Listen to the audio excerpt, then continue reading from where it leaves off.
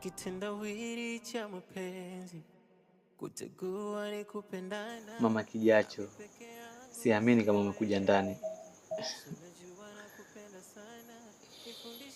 Njoo basi kidogo. Hebu achayo bwana, nina mazungumzo muhimu na wewe. Zungumza tu, si unajua mimi ndo mwanaume wako pekee. Mkuu anataka niolewe na Pasa, na tayari hili limeshapitishwa, shangazi pamoja na mkuu. Pasa sikafiwa na mkewe juzi tu. Hata mimi nashangaa, yaani hapa nimevurugwa, hata sijui nifanyaje. Na kinachonipa wasiwasi zaidi ni huyu mtoto aliyeko tumboni. Kama mkuu na shangazi watajua, tumekwisha Panju. Mungu wangu, Martha, nilikwambia tutoroke. Ona sasa, yajayo yanafurahisha. Sasa mimi ningeanzaje kupinga amri ya Profesa? Na kwa bahati mbaya, Profesa hayupo tena tauni kwa sasa. Kumbe ndio maana simuoni siku hizi. Sasa tunafanyaje?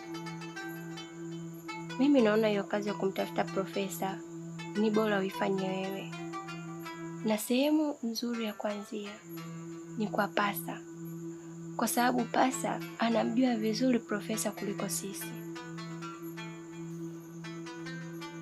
Profesa anamjua Pasa na hajamsaidia kuhusu mkewe. Sisi ataweza kutusaidia kweli? Inabidi tujaribu. Basi sawa, nitalifanyia kazi.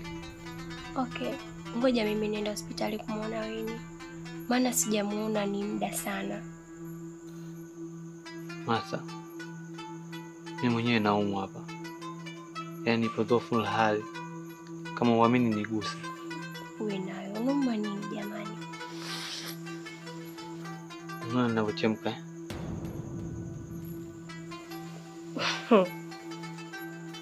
Naomba basi unisaidie kitu kimoja.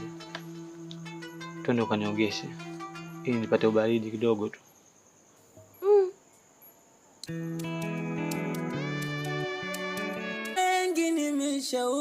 Dada samani, nina mgonjwa wangu amekuja kumuona.